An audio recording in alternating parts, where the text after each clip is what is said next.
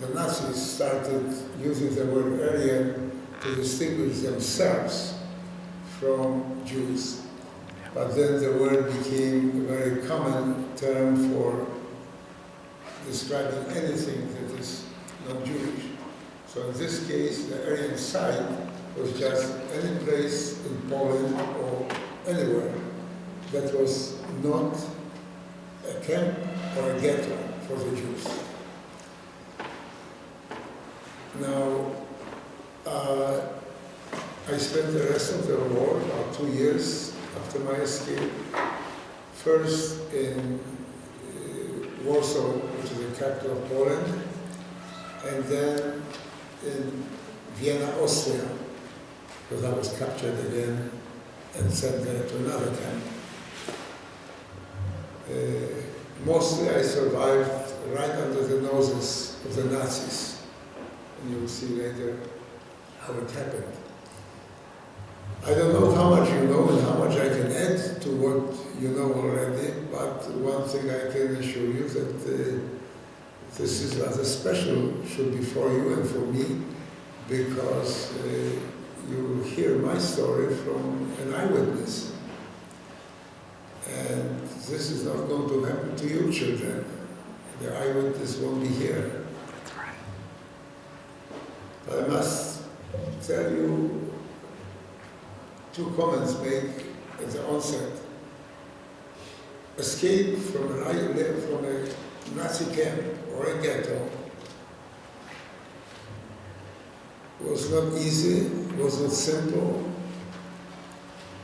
In fact, it was a difficult task, and it was available as an option for very few. It was never available for the masses of Jews in Europe, and in the end, even a few thousand more would have escaped like I did. The outcome would not have been much different. The Nazis' power was so overwhelming, and the policies were so oppressive and so deceptive and diabolic that they would have won this war with the Jews. They would have won no matter how many people escaped. Yet, the facet of escaping is an important facet. In Poland alone, 100,000 Jews have escaped from a camp or a ghetto. Many more actually have escaped before the war, just before the war, or just at the beginning of the war, when the borders were not quite closed yet, and the policies were not quite clear actually. But the circumstances allowed many other people to escape to Russia, for example. These people survived, most of them. But escaping in Poland, among the 100,000 people that I mentioned, the biggest advantage of it was that those who survived were about 40 to 50% of those who escaped. Those who remained in the camps, from labor camp to concentration camp to death camp, only less than 3% have survived. So, in Warsaw alone, when I got there were about 28,000 Jews were hiding. Most, however, were hiding differently than I was hiding. And that will explain the title of the book, Hiding in the Open. You all probably have heard of Anne Frank and her family, how she survived. She also escaped, but she survived in a hideout. She was in a hideout, as many others did. It was either in an attic, in a basement, behind a false wall. They did not see the sunlight. They did not have a chance to go out to stretch their legs sometimes. They were permanently confined to their hideout place. And they had to have two things. Number one, they have to have good friends who sometimes risk their own lives to hide them, like the family Mies in Amsterdam, where the Anne Frank family lived. The second thing, it costs money. Somebody had to buy food for you, somebody had to call the doctor for you. I did not have friends, and I did not have money, so I hid in the open. When I arrived in Warsaw, I had to find a job, I had to find a lodging, and then I had to blend with the rest of the population. By the way, did anybody hear me well? Anybody doesn't hear me? Well, I guess... You guys all hear him? Yes. There's no problem? No, okay. Sometimes it depends if the distance that you have to the microphone. If you are too close, you are too loud, too far away, you don't hear it. So, let me give you a little timeline to give you the story. In 1941, I found myself, even though I was born in the second biggest city of Poland, Łódź, I found myself in a smaller town where my grandfather lived. My whole family intended to move, but they didn't make it. So I found myself with my grandfather, but by myself. That was in 1941. That was actually in 1939 already. But in 1941, all the Jews of the little town, Tomaszów, where I lived, were herded into the ghetto. Typical thing of all ghettos, barbed wire, SS guards, with an order to shoot whenever somebody wanted to escape. Hard work, meager portions of food. The Germans had a policy of divide and conquer, so everybody had a different ration card. The Gypsies had a different one, Jews had a different one, and Poles had a different one. And of course the Germans didn't have any, didn't need any. In 1942, there were rumors already that the ghetto will be liquidated. And soon, towards the end of the year, the ghetto was liquidated, and only out of 14,000 people in the ghetto, only 1,000, myself included, who worked, there were young men and women, remained. And that 1,000 formed a new labor camp. Things got only worse. Every day was worse than the day before. People were being killed. We worked long hours. Then we had to stand in line for a little bit of water and soup with a slice of bread. We worked about 10, 12 hours a day. And even in that ghetto, in that camp, rumors were rampant that that camp too will be liquidated. And we knew already by that time that liquidation didn't mean what the Germans actually said. It would be transferred to other places like the newly acquired, conquered territories in Russia. They call it resettlement. And what it really was euphemism for nothing else but death camps. The people who was promised that they would go to work in Russia, 2 days later they were dead in extermination camps. Well, one day in May I ran into the commander of the factory where I worked and asked him straight out, "Sir, what is going to happen to us?" At first it was the rank of a general, although he was a supply, like armament man rather than a Wehrmacht, which is an army man. He was taken aback a little bit that I, an inmate, would dare to ask him such a question, what would happen to me. But later on, I must say, he was decent. He moved closer to me and whispered, "My son, if you can, run away. tomorrow will be too late. Well, you can imagine that's what I did, because I'm here. Next morning I escaped. I hid with a Polish family in town for a few days, because during that time the camp was liquidated and was full of Nazi police, Gestapo, and Polish police, which was subservient to them.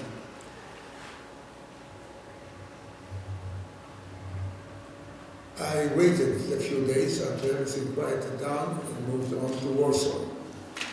The reason I moved to Warsaw was, number one, Warsaw was a big city. Nobody knew me there, and I did not know Warsaw. I'd never been there before. And secondly, I had an address of a friend, family friend. In Warsaw, I was first received well by the friend, but guess what?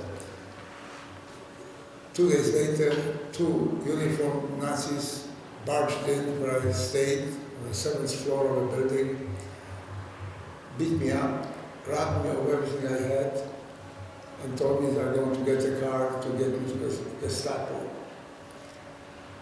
To make it short, I didn't wait for them.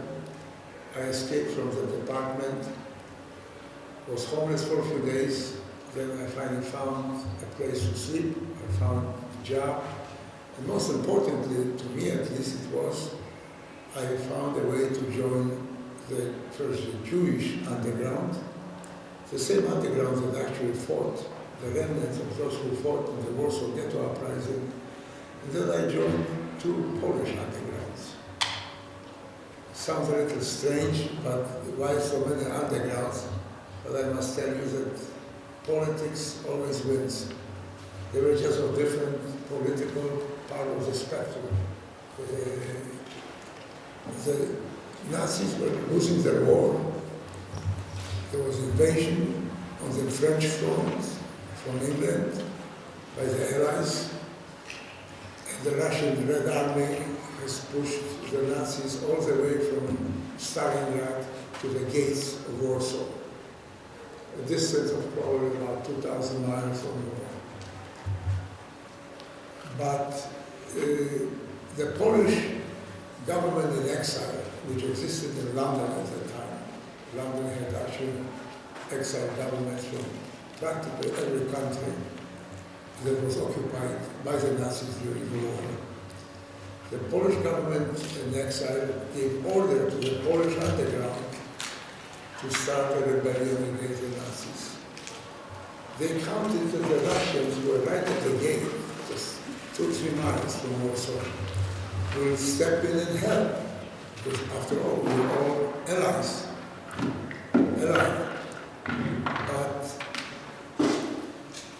the Polish government in Warsaw couldn't help us, and the Russians didn't want to help us. So the Polish underground, including the Jewish underground too, had to rely on their own resources, which with each day, with each hour, became smaller. The politics behind it was simply the Russians expected to impose a communist rule after the war, and they just wanted the Polish underground, which was nationalistic, of course, to bleed themselves to death together with the Germans. After 63 days of very fierce and heroic fight, the underground had to surrender. In that surrender, I was captured, and as a young male, I was sent to another camp. There is a long story how I managed to get out of that camp and be sent to a labor camp rather than concentration camp, which was the destination of most of people my age. I was at that time 19. And we made, most of them were assumed, whether they were or not didn't matter because they were civilians actually, They were assumed to be fighters, and therefore they were all sent to concentration camps. And I have no statistics how many of them survived the concentration camps. Typically, not many. Some of them ended up in Auschwitz, and you know how many survived in Auschwitz. I managed to get sent to a labor camp rather than a concentration camp. It was a hellish trip, which normally would take 4 or 5 hours by train. It took us 3 weeks. We did not get food, we did not get water, except a station we were pushed from one station to another, and from time to time, some peasants living on the route would send us through to us some food, and occasionally we were getting some water. In Vienna, the camp was something quite different from what I was accustomed to. Barbed wire, SS, Nazi guards. It was guarded only by 2 elderly soldiers. But I escaped from that camp. I found a job with a private company as an electrician, and I found a room with a Muslim family. I mentioned before, it was right under the noses of the Nazis, because my boss, who hired me, turned out to be a very, very high-ranking Nazi in civilian, which I never figured out why he was in the army. He was only about 50, but he was just a bad Nazi, a bad person. And the family I lived with, my room was not right next to their son's room, and the son was an SS man who was coming weekends in the SS uniform. It was not a pleasant sight. Vienna, however, compared to other parts of Poland, and especially Warsaw, where I spent the first part of my fugitive years, was a paradise, actually. Why?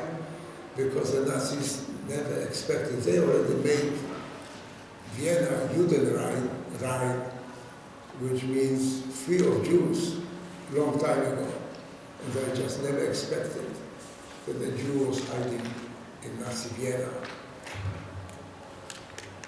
So from that point of view, I lived relatively well.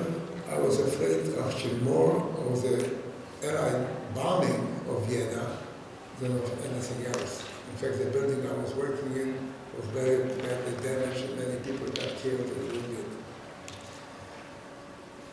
In 1945, the German army, the Russian army did conquer Vienna, and I was free. Now I want to add one more thing about the life on the Aryan side. It was not an easy life. We were constantly in fear of being recognized either by the Germans or by the Poles or others as Jewish, and that was punished by death. And in fact, as the Germans were losing the war, they became even more vicious. If someone can imagine them being more vicious, they became more vicious because they were just desperate, did not know where to turn, and they were expressing their anger on the remaining Jews that they caught. They tortured them and killed them. There were also problems with finding lodging on the land. In Warsaw I'm talking about. There was, in fact, I have here a proclamation. There was a proclamation issued by the Cluster of Poland by the Germans. It said 2 things. Any Jew found outside of the camp or outside of a ghetto will be shot, and every Pole who provided lodging and food and help in any other way, documents, will be shot. There was another proclamation, and that was from the very beginning and was applied to everybody. There was a curfew. You could not stay in a public place like a bus or railway station or in a public park or under the bridge of the river. You would be shot. And that was for everybody. There was a curfew between 8 o'clock in the evening to 6 o'clock in the morning. You had to have a place to sleep. So between the two, the Poles who couldn't, at risk of their lives, couldn't take you in, and the Jews were hunted by not only German Gestapo, German police, Wehrmacht, everybody was hunting. They knew that there were thousands of Jews hiding, and they were trying to get them out or find them. It was very difficult, to say the least. Documents was another problem. I lived as a Polish Catholic. I had to have documents to that. Well, here's a copy of my ID card, and the name not of Zenon Neumark, but Zenon Matysiak. You can see it or not, but this was a copy of my ID card. And of course, saved my life. So, I could tell you many, many stories. The 5 years of war was not a bed of roses.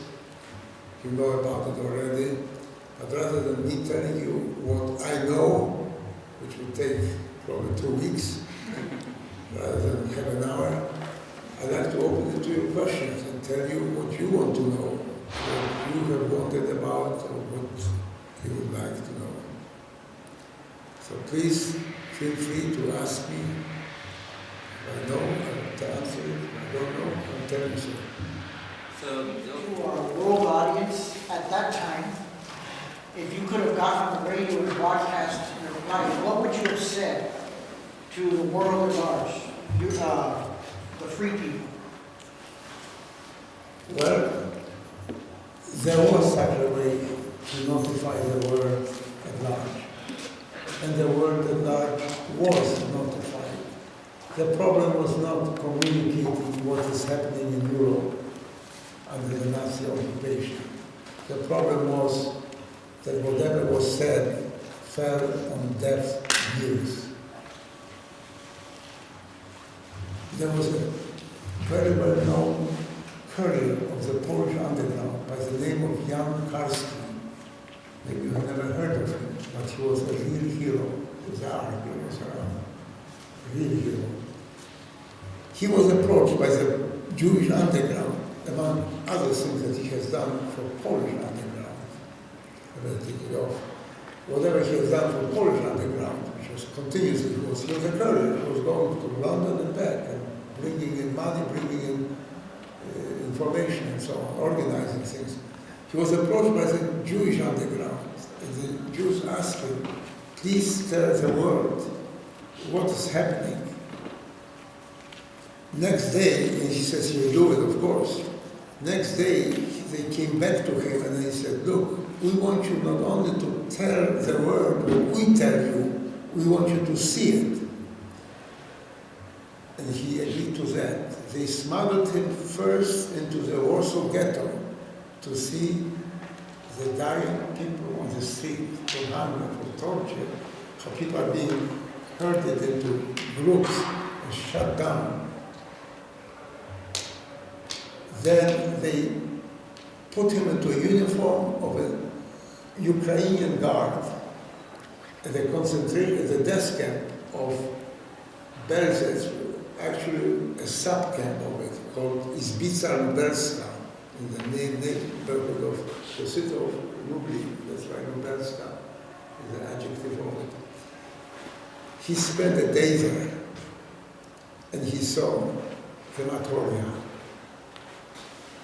with that information, he went first to England. He wanted to talk to Churchill.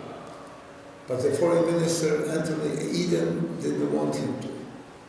He said, he's too busy. And Eden listened, but nothing was done. Then he got to even our own American President Roosevelt in Washington. He got even to the Jewish representatives in America. First of all, many people just didn't believe him, and they said so. I do not know exactly what President Roosevelt's response was, but there was no action. The only action that there was that he organized a board for Jewish refugees to help them. But we needed more than a board of Jewish refugees.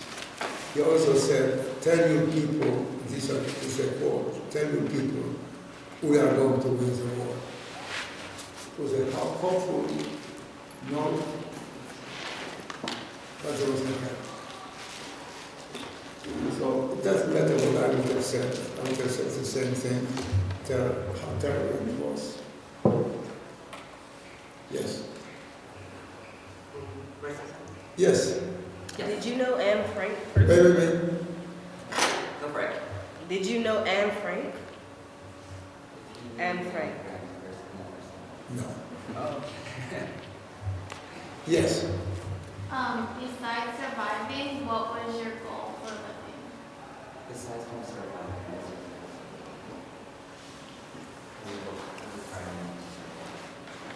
What was the goal in surviving? That's a natural instinct. This is not a goal set. But there was a determination on my part to do what I can to survive.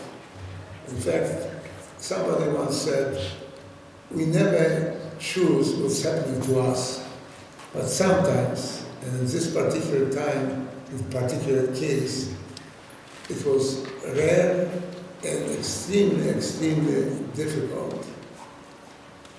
But there was a way of responding. And as I said before, hundreds of thousands did respond and escape. But that was an opportunity, an option for few, never for the masses. And nothing that I know of, I can think or imagine, would change the ultimate outcome, which was a murder of 6 million Jews, 500,000 Gypsies, and another 5 billion of others. Innocent. I'm not talking about the war victims. The last World War II cost 50 million people died. It was the most horrific thing that ever happened in the Western civilization. And the big question is how so few, because basically most of the Germans were fighting on the fronts. And all the concentration camps and extermination camps were handled by hundreds of Jews, of people, of Nazis. But they managed, with those hundreds, they managed to kill millions, which was amazing. Yes? My question is, how exactly did you hide in the open?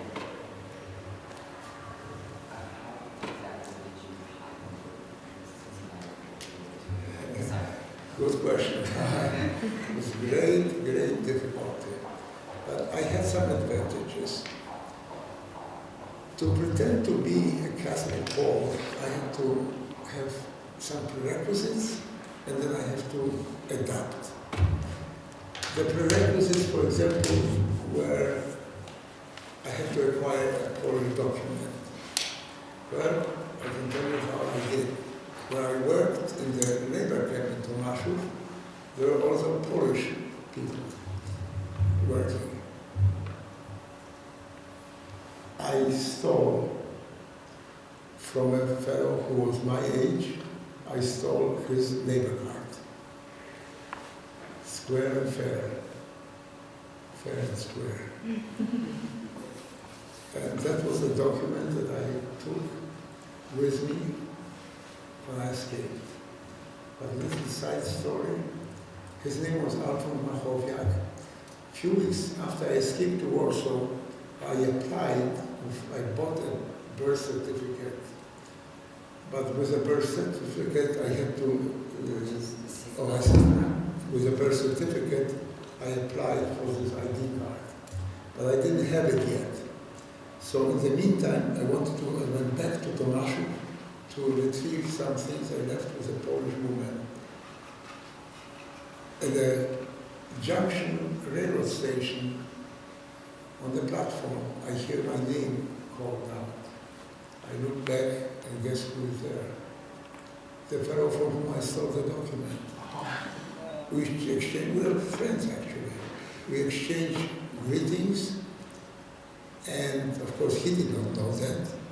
All I know is he applied for another copy of a duplicate of his labor card, and he was traveling on his own. But from the angle of my eye, I saw two uniformed Nazis approaching us. I quickly excused myself that I have to go to the bathroom, and I disappeared. And I didn't reappear until 2 or 3 hours later. By that time he was gone, of course. But I cannot tell you what would have happened if the Nazis would have, and they definitely would have asked us for our documents. And if they would have seen two documents, both for Alfons Machowiak, born the same day in the same place. I don't have to tell you what would have happened. Great question. To answer your question, it was a life of fear that somebody will recognize you and will denounce you. There were gangs also of blackmailers, and I ran into some of them.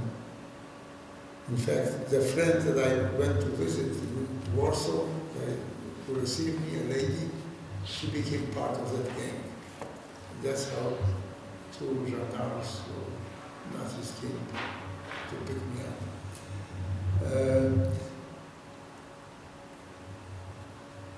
I blended well because I spoke Polish very well. I worked hard at the place of work where I found. It was also a German company I worked. And I went to church every Sunday with my landlord. I just blended well. Some people could do it, other people were not as skillful, maybe, or lucky. The luck played a big part of it. Yes. How old were you? Were you a teen? When the war started, I was 2 weeks past my 50th birthday. 50th birthday. At the time of war ended, I was 20. Did you have to change your name? Yes. This ID, my name is Zenon Neumark. That was not Zenon Neumark. Some people had to change their names 3 or 4 times because they were discovered, and then they couldn't. Yeah, yes. How long did it take before you felt it was time to go back to your original name? Like, how long did it take that fear to go away after the... How soon did I get to my original name?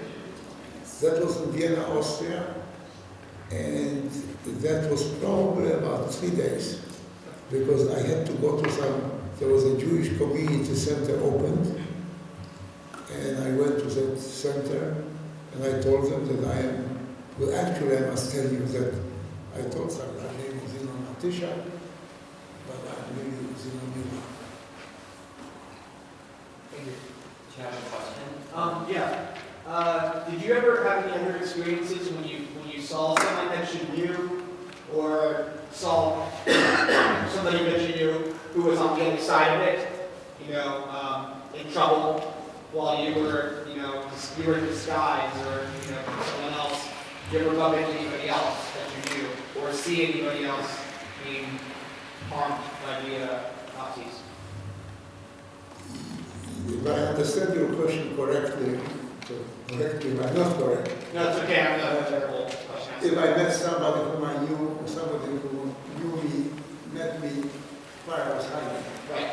Yes, in Tomasho, I was hiding, I was not hiding, I was sneaking out of the ghetto.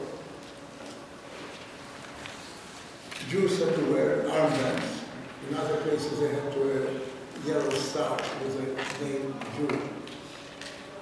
So I would just take off my armband and I would go outside to either buy some food that I couldn't get, wasn't enough. And I worked also occasionally outside. And my best friend from the beginning, at the beginning of the war, who lived right next to where my grandfather lived, we were really two good friends. But his father was a Pole, but his mother was a German, an ethnic German. And the father was arrested very early on in the war. Why? Because he was the headmaster of a school.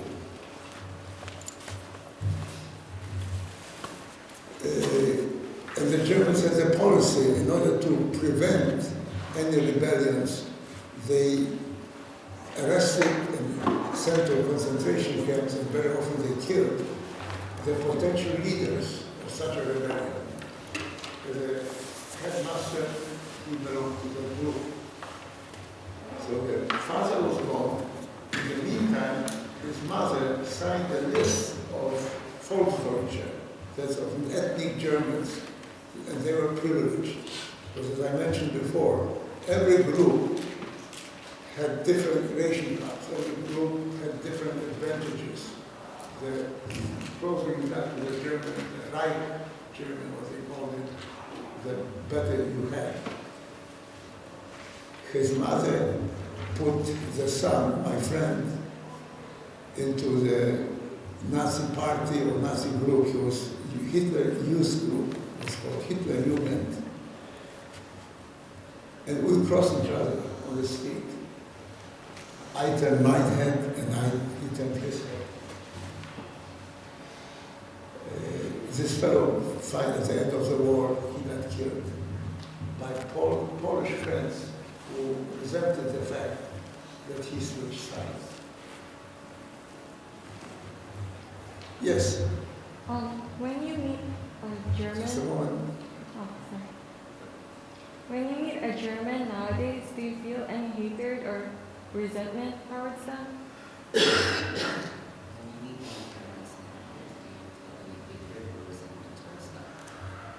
No.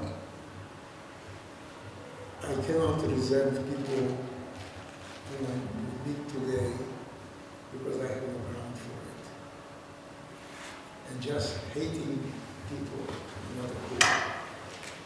It poisons you more than it poisons them. They don't even have really what to feel. If they were guilty, they are. Let them live with it. Somebody else recently I heard, don't worry about what people think about you. It's none of your business. So today's generation, I actually, because of my profession, I work with the Germans. And I found some of them are very decent people. They're certainly very educated. They are civilized, very smart, very efficient. These qualities I respect. But there's something about them, really, about the Germans, because not only they voted for him in a democratic way, they voted for the Hitler Party. They followed him for many years while he was taking Czechoslovakia and Austria and Saarland. Even after they started the war and they were winning the war, but they were already losing the war. For the last 2 years since Stalingrad, even a school child would have known that the Germans will never win the war. It was just impossible. But yet the German soldiers were not necessarily Nazis. They fought to the last bullet, to the last man. A good example of it is Stalingrad. So that was a turning point probably of the war. Hitler ordered the general who was heading commanding the 250,000 army in Stalingrad to give up. Well, they were about losing the war, and they were about in Stalingrad, and they were about to give up. So he made the general a field marshal. Why? Because he said that no field marshal in the history of Germany ever surrendered. This gives you a sampling of the mentality of the people who were around Nazi Germany. And guess what happened? Out of the 250,000 army, 91,000 survived and went into the prison of war camp. But they were in such bad shape that only 5,000 returned to Germany. Out of 250,000. And of course, the city was totally destroyed, and millions of people lost their lives. Yes? After the war, what did you think and how did you feel when you found out about concentration camps here in America? To this day, you are referring to the Japanese? Yes. The Japanese were taken. Frankly, after the war, I didn't have the slightest idea what was happening in America. That's number one. Number two, when I came years later, I did not know what was happening. I knew about the Americans fighting the Japanese of the Pacific, Philippines. Only where I worked at Hughes Aircraft Company for 35 years, by the way, as an engineer. There was one fellow who was Japanese, and he came to me one day to my office, and he showed me, because he asked me questions about how was it in Europe, and I was Jewish. And he didn't say much at first, but he brought me a book. But the camps, American camps for the Japanese pale compared to what the Nazi camps were. Don't compare them. Any further questions? Yes, Have you gone back to Poland since the war? yes. Well, first of all, I went back to Poland 2 years ago. My book was translated into Polish, and they invited me to talk about it. I want to mention one thing. It's very difficult to remember everything for half an hour or even an hour's talk. But I'm here today because of many, many Gentiles, Poles, even Germans, like the commander of the factory where I worked, who told me, run away, tomorrow will be too late. So I went to Poland because they invited me, and I gave a few talks to different people, different occasions. I went also to the 50th anniversary of the Warsaw Ghetto Uprising. Since I was in the Jewish underground, I thought I would meet some of my former comrades. I didn't meet them. Many didn't survive. Others didn't come. But something very nice happened to me. I mentioned to you that when I escaped from the camp, I had to have a place where to spend the first night and get out of this left of that group, Protestants. The Protestants were actually a division with the native Poles, but of German origin. The Poles were ethnic Germans. I went to the 5 or 6 of them, and on the 6th, place, he told me, you know, I think I know where she lives. Down in the south of Poland. I immediately went to the phone telephone company, found the telephone book, and lo and behold, this lady never got married because I was afraid of that she would change the name. The parents were obviously gone 50 years later. But she answered the phone. And I immediately took a bus and went there to see her. I helped her till she died. And even just a few days ago, I received a letter from one of her nephews. So I'm still in contact with her family. There are many, many decent people who are disposed to their own lives, help others. It's remarkable. Yes?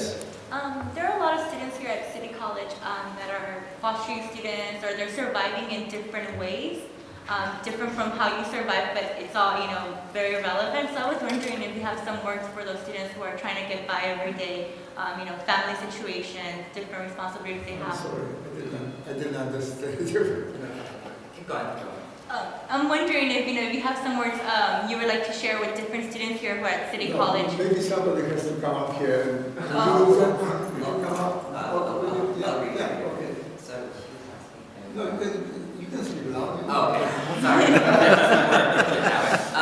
So Marisol is asking is, if you have any words of advice, since we have a lot of foster students in here in Los Angeles City College, and in their own way, they're also surviving. And since you survive in a much more different way, you have a word of advice for them, basically. Good question. Wise advice. First of all, I must tell you that we all have an instinct of self-preservation, and that saying that says necessity is mother of invention, it is true. When you need to, you'll be surprised how much energy, how much wisdom, how much resourcefulness there is in every one of us. I was not especially excellent student, excellent son, a friend, or whatever, nothing special about it, but I did find that I was solving problems, I was facing challenges every day, and it worked. I was determined to survive, and I was working towards it. And it started actually because somebody inspired me to it. But I was still in the ghetto. I belonged to a group of 12 girls, 6 girls and 6 boys, that we decided to rebel. We wanted to actually fight the Nazis. But we found out very quickly that even if we had the money, we couldn't buy weapons. Poland, by the way, and this is a very timely subject, Poland was a country where civilians did not have weapons. Weapons had only 3 categories of people: the army, the police, and the criminals. And we didn't belong to either one of the 3. So we could not buy guns. So our conclusion was that we have to join an existing underground outside of the ghetto, the Polish underground, and partly Jewish underground. They were getting some weaponry. Something was even parachuted by the Polish government in London. Others were hidden by the Polish army. When the Polish army went to prisoner war camp, they hid ammunition. Sometimes it worked, sometimes it didn't. But in order to join the partisans or the Polish underground, we had to first escape. So the thing of escaping already was born within me much earlier. And maybe it is my nature that when I start something, I like to finish it, follow it up. And that's what I did. Thank you. But it did take a lot of resourcefulness and a lot of good luck.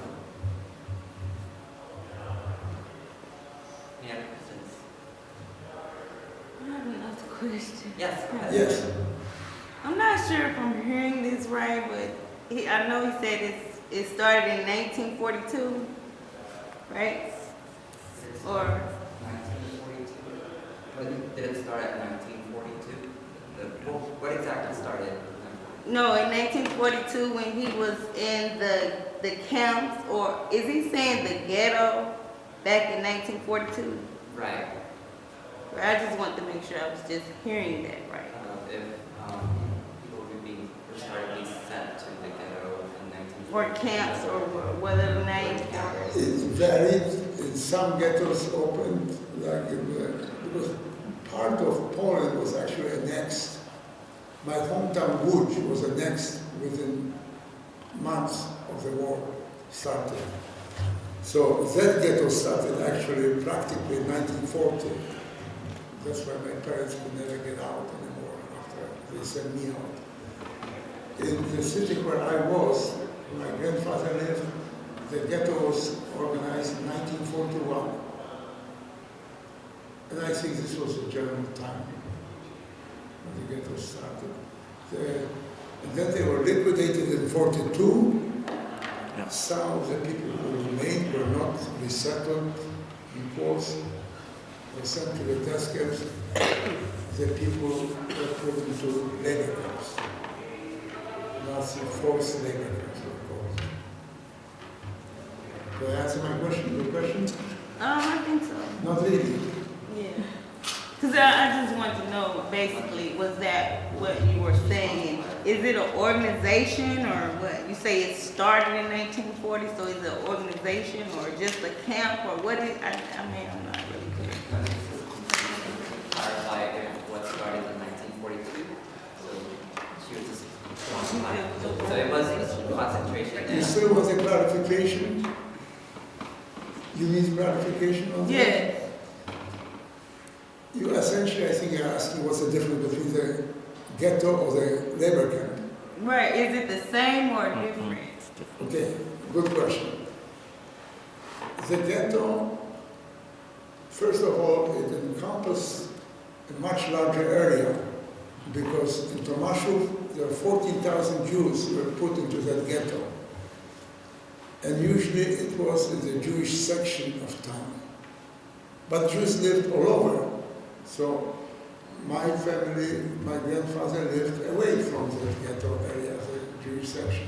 So we had to just lock the front door and practically throw out the key. We had to move to someplace else with few suitcases. But we had in the ghetto, we did, because the Polish people, Polish Catholics, had to move out from that area. So some of the new apartments became empty and available. But it was still living semi-normally. It was much more crowded, but we had rooms, we had homes, we had apartments, we had running water, we had facilities.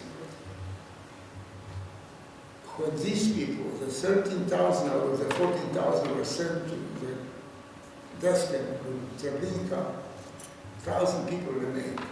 And we were squeezed into one corner of that ghetto, which was the worst.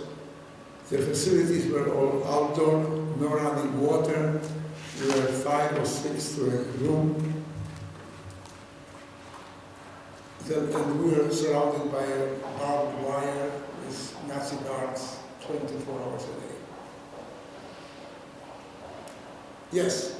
Yeah, when the Russians came to liberate the city, was there a lot of fighting at the time? You must speak louder, or can you hear me? So when the Russians came in to liberate the city, were there a lot of fighting or? Did you know that they were coming? Or did you know they were coming? I can tell you again, that's where I was. Remember, halfway through my 2 years was the Warsaw Polish uprising. I was captured, and I managed to get to Vienna.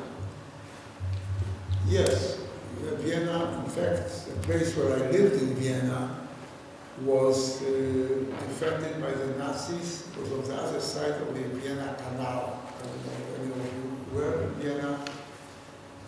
and the Russians came from this side, and on the other side were the Germans.